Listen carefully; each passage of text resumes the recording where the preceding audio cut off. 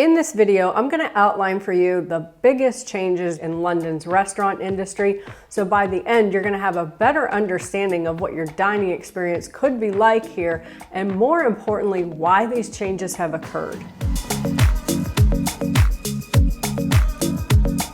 Over the next few weeks, I'm going to be going back into all my old blog posts, especially the ones that are restaurant reviews, and probably deleting or redirecting them because I just don't feel that the content that was about my experience and the service and the quality of food is still relevant. If you're part of my US audience, probably your experience is, depending on what state you were in, the guidelines or rules were different. And I'd like to say it was the same in the UK, that England had a set of rules, Northern Ireland, Scotland, and Wales. And for the most part, that's generally what happened. But there was even one point of time where within England, we were separated by tiers based on how bad COVID was in the region, and different tiers had different sets of rules. So it was really chaotic for restaurants.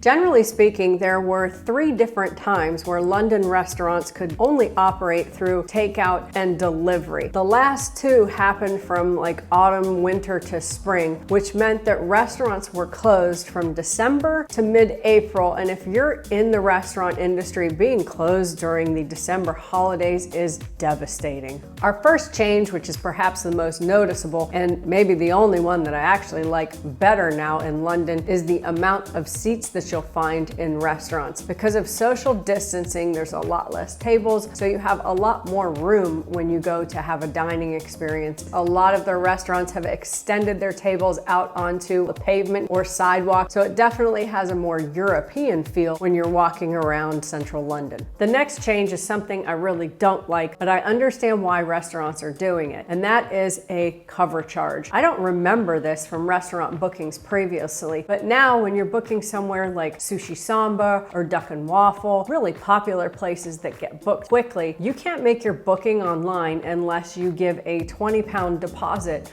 on each person. Now that gets incorporated into your bill once you arrive, but if you don't cancel within a certain amount of time, if you're not going to make it, then you don't get that 20 or 40 pounds back. Although I don't like putting down a £20 deposit, I do understand why restaurants are doing this. If you only have a limited amount of tables and people don't show up when they book them, that is extremely costly in a time period where you're trying to recover profit that you lost from these numerous closures. Many menus are different and unpredictable. An example of this is on April 12th, when people were finally allowed to book tables at restaurants and not rely on takeout and delivery, there was a lobster shortage at a lot of fine dining restaurants.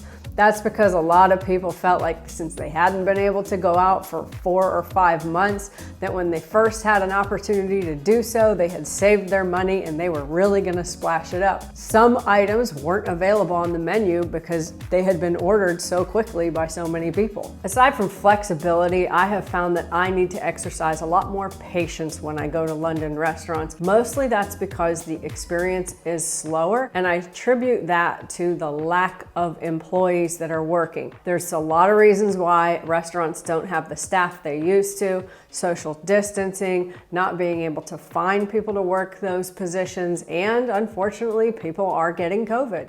If you've been keeping up with news about the UK, you've seen there's a lot of stories about product shortages, and I don't find that getting better anytime soon. Product shortages haven't just been caused by COVID. Another thing that has affected our ability to get products in restaurants is Brexit changes for imports. Half the UK's food is imported and 30% comes from the EU. For example, the EU is the UK's sole provider for things like spinach and olives. Something else causing product shortage was the infamous pingdemic that happened over the summer, and that's when so many people had to self-isolate because their NHS app indicated or pinged them saying that they had been near somebody who had COVID, so then they had to self-isolate. This shut down a lot of factories and really slowed down the distribution process. Companies that have been affected by the product shortage are Nando's infamous chicken shortage and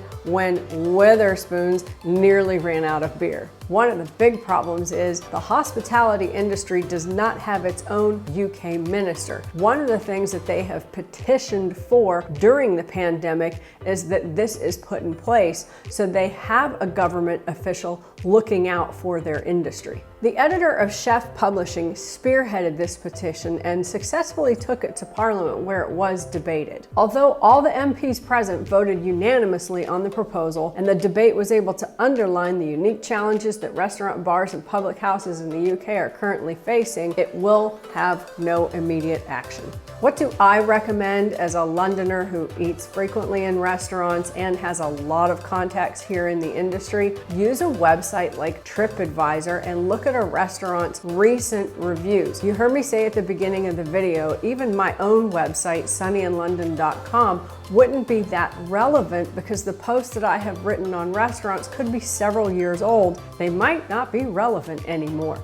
However, things like my Instagram account or other food bloggers in London Instagram's account could be very useful. So I would follow as many of them as I could and look at their recent photos, captions, Insta stories to see what is happening right now in London. Don't forget the obvious, which is look at the restaurant's website to see the days they're open and the hours and perhaps a recent version of the menu. If you have your heart set on a specific restaurant, be sure to book it well in advance.